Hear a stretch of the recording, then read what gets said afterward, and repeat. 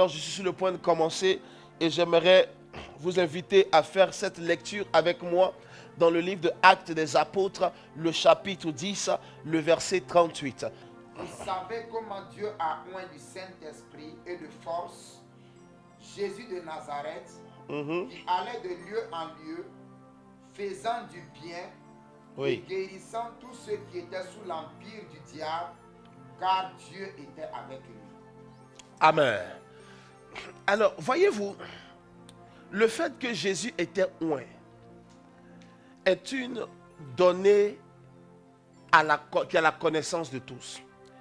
Parce qu'il était oint, il guérissait, il élevait, il bénissait, il transformait des vies, il changeait des destinées. Mais pourquoi est-ce que toutes ces choses arrivaient? Justement parce qu'il était oint. Mais le fait est que Jésus n'avait pas le monopole de l'onction. Plusieurs personnes étaient oints. Ou encore plusieurs personnes dans la Bible ont été oints. Mais les types de résultats que Jésus a commencé à manifester et à générer étaient uniques. Uniques dans le sens où il n'y avait personne d'autre qui avait les mêmes résultats que lui. Dans la période de son vivant et avant lui. Jean-Baptiste avait apparu. Il avait une onction. Il avait fait de grands résultats. Mais aucun, ni Jean-Baptiste, ni aucune autre personne n'avait été en mesure d'accomplir les résultats que Jésus avait réalisés. Pourquoi? Parce qu'il était oint. Mais pas seulement parce qu'il était oint. Parce que je vais le répéter, plusieurs personnes étaient oints. Mais parce qu'il était oint d'une mesure spéciale. Voici pourquoi aujourd'hui je vais parler de la mesure de l'onction pour ta destinée. Je vais parler de la mesure de l'onction pour ta destinée. Voyez-vous, plusieurs personnes à l'église, dans la maison de Dieu, en tant qu'enfants de Dieu, aimant le Seigneur, servant Dieu, cependant continuent d'être sous ce qu'on appelle l'empire du diable. Je prendrai la peine le jeudi prochain de développer ce qu'on appelle le concept de l'empire du diable. On n'a pas dit qu'ils étaient sous l'emprise du diable, mais ils étaient sous l'empire du diable. Je prendrai la peine de pouvoir expliciter cela, mais le jeudi prochain, afin de pouvoir repérer et pouvoir distinguer l'empire du diable dans les zones, dans les vies, et de pouvoir trouver le moyen d'en sortir. Mais voyez-vous, des gens demeurent sous cet empire du diable, sous ce gouvernement du diable, en dépit du fait qu'ils partent à l'église. Maintenant, il y a une raison à cela, c'est que bien que les gens ont une onction, le résultat généré par l'onction dans ta vie, la productivité manifestée par l'onction dans ta vie est déterminée par la mesure de l'onction que tu portes. Ce qui veut dire, il n'est pas suffisant d'être oint, mais il est capital de passer dans une mesure supérieure de l'onction. Ce n'est pas suffisant d'être rempli du Saint-Esprit. Il est capital de passer à une mesure supérieure. Ce à quoi j'aimerais attirer votre attention aujourd'hui, bien aimés frères, c'est qu'il y a une mesure supérieure. Les résultats de Jésus étaient la conséquence de la mesure dans laquelle il opérait. Il dit, vous savez comment est-ce que Dieu a oint Jésus-Christ de Nazareth. Ce n'est pas qu'il a juste oint, mais c'est comment il a été oint. Ce n'est pas qu'il a reçu une huile, mais c'est comment est-ce qu'il a reçu cette huile. Et le comment ici fait référence à la mesure de l'huile qui opérait sur sa vie. Beaucoup de personnes prient, mais cependant restent frustrées. Il y a une raison, c'est que la mesure est inférieure à la bataille. Maintenant, pourquoi est-ce qu'il y a une question de mesure? Pourquoi est-ce qu'il y a une nécessité de comprendre le message de la mesure par rapport au concept de l'onction, par rapport au concept de la spiritualité? C'est que le monde dans lequel nous vivons, le monde spirituel est en grade et est en niveau. Les démons sont en grade et en niveau. Les autorités, les principautés spirituelles sont en grade et en niveau. Ce qui veut dire que chaque chose qui se passe dans ta vie ou dans ton environnement sont affiliées, ou la responsabilité est affiliée à un esprit, à une réalité spirituelle, mais d'un certain niveau. Mais dans le courant de ta vie, tu peux être confronté à différentes réalités, à différents concepts, à différents esprits, mais qui varient en niveau et qui varient dans leur mesure et dans leur stature. Voici pourquoi ma Bible dit, et l'enfant croissait en stature. La stature n'était pas physique. La stature, c'était la mesure spirituelle supérieure à laquelle il accédait. Et à chaque fois qu'il accédait à une mesure supérieure, il avait des résultats supérieurs. Je suis en train de te faire comprendre, au-delà du fait que les batailles, les réalités spirituelles sont en mesure, tu dois aussi comprendre que les bénédictions, les accomplissements en Dieu sont rattachés à des mesures de l'onction. Écoute-moi, le talent peut être là. Tu peux être un prédicateur exceptionnel. Mais ce qui se passe dans ta vie est déterminé par la mesure de l'onction que tu portes. Les résultats que tu génères est déterminé par la mesure de l'onction que je porte. Papa, je prie, la situation ne change pas. Il y a deux raisons. La première raison, c'est que ta dimension n'est pas à la mesure de la situation que tu es en train de confronter. Deuxième des choses, l'activité spirituelle que tu engages n'est pas à la mesure du résultat que tu veux atteindre. Est-ce que tu comprends? Beaucoup de personnes sont en train de souffrir parce que le diable est en train de ruiner leur vie. La maladie est en train de ruiner leur vie. Ils prient, mais le résultat n'arrive pas. Et ils sont parfois frustrés parce que la compréhension du fait qu'il y a des mesures de l'onction pour générer des résultats a échappé aux hommes. Un jour, je parlais à quelqu'un qui me disait, je parlais par rapport au concept de sacrifice pour monter. Et la personne disait, mais on n'a plus besoin de sacrifice. Dieu a déjà tout payé. Et il a même dit, il a même écrit que les oiseaux ne sèment ni ne moissonnent, mais ils ont le pain quotidien. Alors Dieu n'a pas besoin d'attendre notre semence ou notre sacrifice pour nous bénir. Et j'étais d'accord avec cette personne. Mais lorsque tu es un oiseau, ce qu'il a dit est absolument vrai lorsque tu es un oiseau. Le fait est que les besoins de l'homme sont supérieurs aux besoins d'un oiseau. Si l'oiseau ne sème ni ne moisson et a son pain quotidien, mon ami, le seul moment pour que ça soit valable pour toi, c'est que ta vie soit semblable à celle d'un oiseau. Si au-delà du pain quotidien, au-delà du manger d'aujourd'hui, il y a un avenir à bâtir, il y a des désirs à satisfaire, il y a des objectifs à atteindre, il te faut la mesure supérieure que celle qui est utile pour les oiseaux. Il te faut une mesure supérieur. Et monsieur emmène son fils à Jésus. Et Jésus commence à prier pour aux disciples de Jésus. Et les disciples prient pour l'enfant qui, dans la Bible dit, il était épileptique. Et puis le constat, c'est que après toute une journée de prière, il n'y a pas de résultat. L'enfant n'est pas libéré. Et puis Jésus arrive. Et puis, quand il est exposé à la situation, il déclare une phrase. Et en une phrase, en 2-3 secondes, l'enfant est radicalement libéré et il est remis à son père. Quelle est la différence? Les deux prières. Les disciples priaient, Jésus a aussi prié. Donc les deux ont utilisé l'instrumentalité de la prière. Ils ont utilisé la même arme pour de la prière. Les deux prières, Dieu, ils étaient rattachés au Père. Les disciples étaient rattachés au Père par Christ. Christ était rattaché au Père. Donc la source des disciples était Dieu. La source de Jésus était Dieu. Donc les deux avaient la même arme et la même source. Ils avaient la prière et ils avaient Dieu. Et cependant, les uns ont échoué à régler le problème pour toute une journée, tandis que Jésus arrive et lui, il arrive à décanter en 3 secondes le problème. Qu'est-ce qui ne va pas? Toi, tu as Jésus, j'ai Jésus. Tu pries et je prie. Mais le résultat que nous générons sont différents. Pourquoi? Parce que ce qui fait arriver les choses, ce qui fait que les âmes et la source est productive, c'est déterminé par le niveau de celui qui la manipule.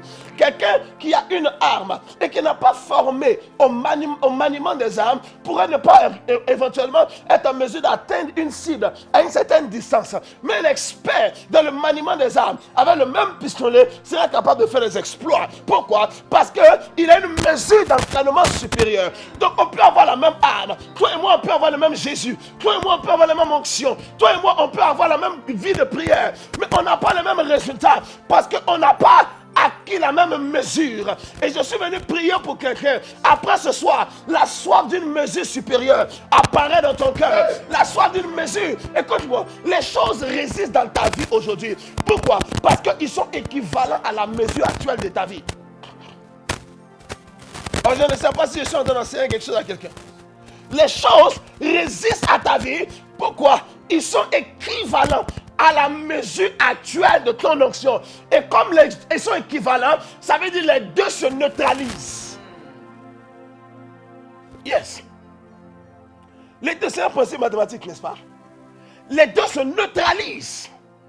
Parce que les deux forces en face l'une de l'autre ont la même capacité. Alors quand elles s'affrontent, les deux s'annulent. Pour que tu arrives à commander au-dessus de la situation, c'est que ta mesure s'augmente. C'est que ta mesure s'augmente. Et j'ai regardé la vie de Jésus et je me suis rendu compte que bien qu'en lui résidait pleinement et corporellement la plénitude de la divinité, il est avancé en mesure de l'onction. Voici pourquoi tu vas te rendre compte. Certains exploits à la fin du ministère de Jésus n'existaient pas au début du ministère de Jésus. Jésus n'a pas commencé son ministère en ressuscitant les morts. Il a commencé son ministère en changeant l'eau en vin. Ça, c'est comme ça que le monde l'a connu. Au fur et à mesure, le monsieur montait. Et comment je sais, et je vais t'expliquer comment on montait en mesure sur la plateforme de l'attitude de Jésus. Je vais t'expliquer cela. À mesure qu'il montait en mesure, les résultats qu'il générait ont commencé à s'augmenter. Même quand Jésus a commencé à guérir, les types de maladies qu'il guérissait étaient progressifs, étaient de plus en plus graves, étaient de plus en plus compliqués. Pourquoi? Parce que son degré montait. Quand tu vas prendre Pierre, Jean et les disciples de Jésus, après la Pentecôte, quand Jésus était parti, ils ont commencé à opérer, mais c'est un niveau. Pierre a d'abord levé le paralytique qui était à la porte du temple appelé la Belle. Ils ont soutenu le bras du monsieur et ils l'ont tenu debout. Mais c'est la seule fois où Pierre, pour guérir un paralytique, a aidé le monsieur. Dans le niveau et dans la mesure actuelle, il fallait déclarer et aider humainement. C'est-à-dire engager le spirituel et le traitement physique. Il a dit lève-toi et marche. Ils l'ont relevé. Alors le monsieur, ses jambes se sont raffermies. Mais à partir de là, Pierre ne touchait plus aucun malade. Son ombre touchait les gens et les gens se relevaient. Sans qu'il n'ait besoin de soutenir un paralytique pour se tenir debout. Sans qu'il n'ait besoin de dire sois fortifié, tiens-toi debout. Il passait sans tenir compte de ta condition. Et toi, étant conscient de l'homme qui passe, l'ombre te touchait et tu étais guéri. La mesure avait augmenté. Regarde-moi, ta mesure va monter après aujourd'hui. La mesure du don que tu portes, la mesure de la dimension que tu portes va monter. Tu es dans une famille. Lorsque ta mesure augmente, tu commences à surpasser les gens qui sont autour de toi avec les mêmes armes. On peut donner 100 000 francs à quelqu'un. On peut donner 150, 200 euros à quelqu'un et il ne pourra rien faire. Pourquoi? Parce que ce n'est pas l'arme, ce n'est pas l'argent qui produit le résultat, ce n'est pas l'équipement qui produit le résultat, c'est le manipulateur de la ressource. Parakata, Shilagayagada, Akatus Kabayata.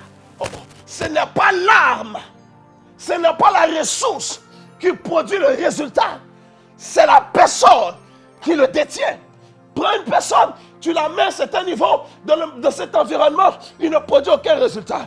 Prends quelqu'un d'autre, tu le mets dans le même écosystème et il commence à générer des résultats fulgurants. Il commence à faire des choses exceptionnelles et extraordinaires. Pour quelle raison? Parce que celui qui est engagé dans la même réalité arrive avec un degré, une mesure supérieure. Voici pourquoi j'ai commencé par parler de deux types de mesures. Il y a la mesure de la circonstance, la mesure du niveau, et il y a la mesure de l'individu. En effet, quand la mesure de l'individu monte, la mesure de son onction monte. La mesure de sa capacité monte. La mesure de son pouvoir monte. Parce que prenez un ordre d'une mesure inférieure, établissez en lui une mesure supérieure, ça le détruira. Voici pourquoi ma Bible dit, pour un vin nouveau, il faut des outres neuves. Parce que si tu mets le vin nouveau dans les anciens vases, les vases vont s'exploser et vont se détruire. Ce qui veut dire, la première aspiration qui doit monter dans ton cœur, alors que je parle pendant ces quelques minutes, c'est le désir que ta vie atteigne une mesure supérieure. Une mesure supérieure de spiritualité spiritualité, une mesure supérieure de connaissance de Dieu, une mesure supérieure de consécration, une mesure supérieure de profondeur en Dieu. Tu serais choqué comment est-ce que la mesure de tes résultats vont commencer à shifter lorsque la mesure de ta personne va commencer à prendre une stature. Jésus le savait, alors il a commencé à travailler à croître. Mon fils, ma fille, bien aimé frère dans le Seigneur, homme, femme qui me suivez, beaucoup d'entre vous restez médiocres parce que vous n'arrivez pas en tant qu'individu à changer de mesure. Si on vous prend pour vous mettre dans des circonstances meilleures que celles que vous avez, votre mesure va la redescendre à ce que vous êtes en réalité. Yes. Il y a la vérité. Si ta mesure de ta vie n'est pas en train de monter, même lorsqu'on rassemblera les possibilités et on les mettra à ta portion, tu seras en train de réduire. C'est pourquoi certains d'entre vous, vous avez des bénédictions qui arrivent et puis après ça redescend. Pourquoi ça redescend? Ça redescend pour redevenir, pour vous ressembler à ce que vous êtes. Ah papa, je ne comprends pas, le mois passé il y a 2 mois, l'argent venait, j'avais l'argent et tout, mais là, ça fait 2 mois, ah c'est chaud. Oui, l'argent est revenu à ton niveau. La grâce avait amené un niveau qui te dépasse. Toi, tu n'as pas grandi pour maintenir ce niveau. Donc c'est revenu au niveau qui te ressemble. Le monde spirituel, on ne peut pas faire d'injustice là-bas. Même le sorcier pour te détruire, il paye le prix pour ça. Et c'est parfois ce qui donne l'aval de ruiner ta vie. Yes. Écoute-moi. C'était les gens de percées, qui ont des ouvertures. Et puis après, au bout d'un certain temps, progressivement, ça redescend à un point bizarre. Pourquoi? Parce que toi, tu n'as pas ta mesure, n'est pas au niveau de la mesure de la grâce que tu as reçue. Alors elle est en train de redescendre. Voici pourquoi. La première des choses là qu'il faut commencer à travailler, bien mes frères, la mesure de l'individu que tu es doit monter. La mesure de l'onction qui était sur Dieu. Vous savez, Dieu a donné une onction sans mesure à Jésus. Et Jésus a commencé à grandir dans les mesures de l'onction sans mesure. Quand les mesures de sa personne grandissaient, les nouveaux paliers de l'onction sans mesure agissaient dans sa vie. Voici pourquoi l'enfant pouvait s'asseoir avec les vieillards pour parler avec eux dans le temple. Parce que la plénitude de la présence de Dieu, de la parole de Dieu en lui, ne l'empêchait pas de travailler à développer la mesure de l'homme. Parce que la plénitude résidait dans la spiritualité de l'homme, pas dans la chair de l'homme. La chair devait croître, l'individu devait croître. Alors il se connectait aux personnes qui avaient quelque chose à lui communiquer, qui avaient une instruction potentielle à lui apporter. Il se mettait dans un environnement où il pouvait recevoir quelque chose. Pourquoi? La mesure de l'homme devait monter. Papa, homme de Dieu, Seigneur, je veux un grand ministère. Gloire à Dieu. Dieu n'a rien contre le grand ministère. Le but et la mission, c'est d'aller partout et de conquérir la terre, de conquérir notre monde, de conquérir notre environnement. Mais la grandeur de ton ministère est déterminée par la grandeur de ta sagesse, la grandeur de ta conception, de ta connaissance. Avez-vous découvert, vous connaîtrez la vérité et la vérité vous affranchira. Ça veut dire la mesure de votre connaissance détermine la mesure de votre liberté. À 10% de connaissance, 10% de liberté. Ta mesure doit croître. Il y a une destinée énorme pour toi. Mais la mesure de cet homme, la mesure que tu es, la mesure de l'individu est réduite. Elle n'est pas en train de monter. Elle n'est pas en train de pousser vers le haut. Ta mesure, beaucoup de personnes stagnent. Ils ne croissent pas. Ils ne croissent pas spirituellement. Ils ne croissent pas. Ils ne croissent pas. Est-ce que vous comprenez? Habitués au message, habitués aux prédications, habitués à la présence de Dieu. Mais leur statut ne change pas. Leur attitude ne change pas, leur manière de parler, leur système de pensée, ils ne sont pas posés. Alors qu'est-ce qui se passe? Leur vie ne ressemble pas à la mesure, la dimension que Dieu veut emmener. Alors il ne peut pas croître à l'intérieur. Écoute-moi, pourquoi est-ce que Saül a reçu l'onction de la royauté? Il n'était pas censé être roi. La seule chose qui a autorisé que l'onction de la royauté puisse rester sur Saül, c'est qu'il a été changé en un autre homme.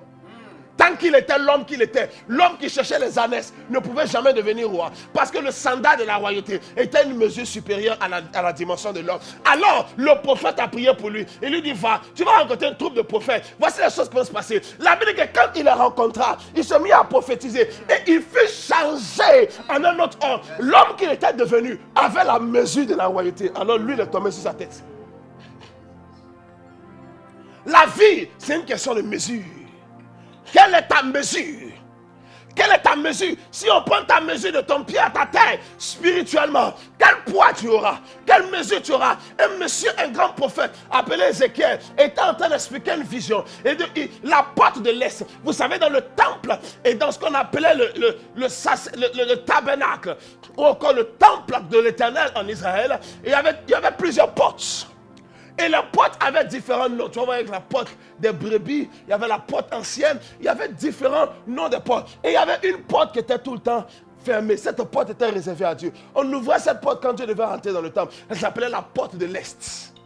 Ouvre-moi la porte de l'Est. Aïe, aïe, aïe, aïe, aïe. Elle s'appelait la porte de l'Est. Et il y a eu cette vision à Ézéchiel. Il dit, j'ai vu la porte de l'Est ouverte. Et il y avait ce fleuve qui sortait. Et le fleuve, quand il venait, on mesura et c'était à mes chevilles. On mesura, c'était à mes genoux. On mesura, c'était à ma taille. Après, quand on a mesuré, c'était un fleuve dans lequel le seul moyen de me déplacer, j'étais obligé de nager. Et maintenant, il explique, quand c'est maintenant devenu un fleuve, ça a commencé à produire des arbres. Et les arbres ont commencé à produire des feuillages. Et on commence à produire des fruits. Les feuillages même servaient à la guérison des nations. Mais toutes ces choses ne sont arrivées que lorsque le fleuve avait grandi, pour l'eau qui était mesurée au niveau des genoux et au niveau des chevilles avait grandi pour devenir un fleuve. Il y a un niveau de croissance que tant que tu n'as pas atteint, il y a un niveau de résultat que tu n'es pas autorisé à générer. Si même tu commences à manifester ces résultats, le diable va te tuer avant ton temps. Si même tu commences à manifester ce type de possibilités, que l'ennemi peut te terminer parce que tu n'as pas la stature, tu n'as pas la mesure. Bien-aimés frères, les gens prient pour dire Seigneur, donne-moi plus d'argent. Mais ils n'ont pas compris la nécessité de dire Seigneur, donne-moi plus de sagesse, donne-moi plus de ta connaissance, donne-moi plus de ta maturité, donne-moi plus, façonne-moi. Il y a des gens, quand tu t'assois avec eux, tu sais qu'ils connaissent Dieu. Leur présence, leur communion, leur contact crée quelque chose en toi. Ça chamboule ton être. Pourquoi? Tu es exposé à quelqu'un qui a une mesure élevée en Dieu. La mesure, avant d'être extérieure, elle est d'abord intérieure. Jésus il dit, vous savez comment est-ce qu'il a oint. Il y a une mesure et ta mesure va changer. Mais avant d'arriver à la mesure extérieure, qui est le niveau des résultats et qui est le niveau de la productivité, pour aujourd'hui, je vais d'abord établir la mesure de ton esprit, la mesure de ta connaissance, la mesure de ta consécration, la mesure de ta maturité et de ton accès au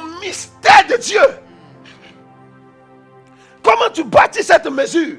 Par l'accès que tu donnes à la parole de Dieu dans ta vie. Avez-vous remarqué que c'est difficile pour plusieurs d'entre vous de vous asseoir avec une Bible et de lire 7, 8 chapitres, 10 chapitres d'affilée pendant une petite heure? C'est une corvée absolument impossible pour vous. Pourquoi? Parce qu'il y a une puissance dans la parole de Dieu.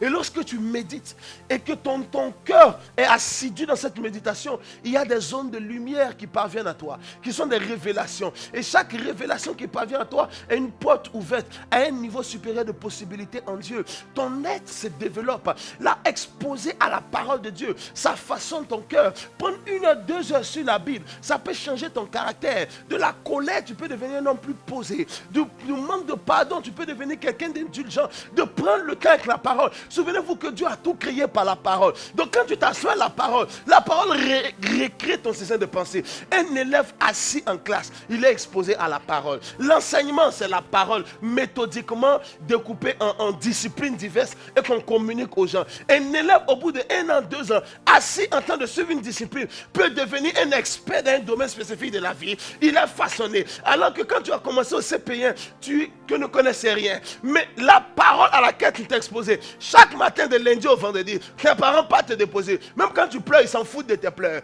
Même quand tu dis j'ai sommeil, on s'en fout de ton sommeil. Tu vas aller t'asseoir. Pourquoi? Parce que si tu écoutes cette parole, ça va te transformer. Le diable sait ce que ça va faire dans votre vie. Si vous asseyez avec la parole, il sait. Même répondre un message pour le réécouter, c'est si difficile pour vous. Parce que le diable sait. L'exposition à la parole élève la mesure de la maturité de Dieu. Élève la mesure d'opération de Dieu en toi. Élève la mesure de la connaissance de Dieu en toi. Alors il veut te distraire, te déconcentrer de cette chose. Pendant que c'est le cas, tu ne peux pas être formé. Jésus allait s'asseoir auprès de vieillards dans le temple pour s'exposer à la parole, quoi qu'il était la parole vivante.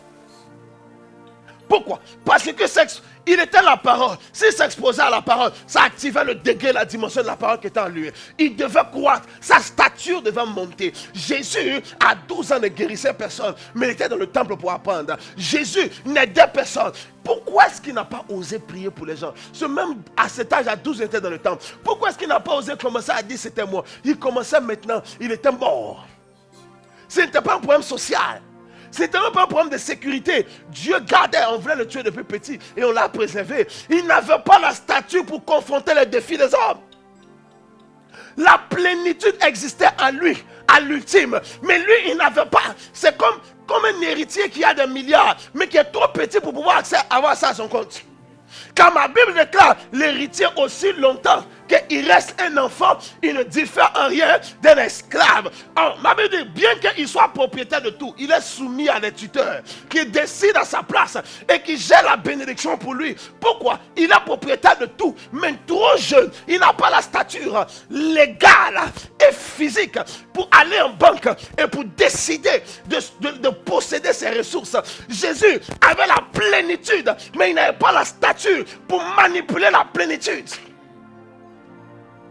Yes. Joseph est mort avant l'âge mature de Jésus. Et Jésus ne l'a pas ressuscité. Parce qu'il y a une question de stature. C'est pourquoi il y a certains hommes de Dieu ont eu des problèmes parce qu'ils ont affronté des problèmes qu'ils savent honnêtement qu'ils n'ont pas la stature pour ça. Mon ami, quand quelqu'un vient te voir, il faut être honnête avec toi. Quand tu problème, tu regardes là, tu sais que toi-même ta vie de prière n'est pas encore arrivée. Il faut lui dire, mon ami, tu pars d'abord. Faut pas dire non, l'onction est là, arrête, tu vas des problèmes, mon ami. Toi-même, tu sais que tu as ronflé la nuit. Ça fait, pasteur, ça fait 5 jours tu dors, tu ne pries pas. Tu te lèves, on attend de te voir un démoniaque. Et puis tu dis, emmenez-moi, tu mets ta main sur la tête de ce monsieur. Le monsieur est permanemment possédé. Permanemment. Depuis plusieurs périodes. Toi, tu n'es pas permanemment en train de prier. Depuis au moins 5 jours. Tu veux affronter la mesure d'un démon qui dépasse la mesure de ton onction. Plein de pasteurs ont eu des problèmes dans le ministère. Parce qu'ils pensent que c'est par la foi. La foi est authentique. Même le diable a la foi. Ah, tu ne me crois pas? Ma Bible dit Satan lui-même il croit jusqu'à il tremble. Toi, tu crois, tu ne trembles pas. Satan croit tellement en Dieu qu'il tremble seul. Parce qu'il préfère éviter les écosystèmes où Dieu est trop fortement établi. Il croit et il tremble. Les démons croient et ils tremblent. Mais maintenant, si tu arrives, non, par la foi, tu regardes ta mesure. Il y a certaines choses quand tu regardes, tu dis non, revenez la semaine prochaine. Et puis pendant 5 jours, tu commences à gêner et à prier. Tu commences à te repentir de tous tes péchés. Tu commences à arranger les choses et puis à prier pour l'onction de Dieu. Et puis après 5 jours, tu oses maintenant prendre ta main pour mettre la tête de la personne. Parce que tu dois réviser ta stature. Ta stature. Jésus ne pouvait pas, qu'il n'avait pas la stature. Regarde, même aux noces de Cana, c'est sous la couverture spirituelle de Marie que Jésus a débloqué la situation.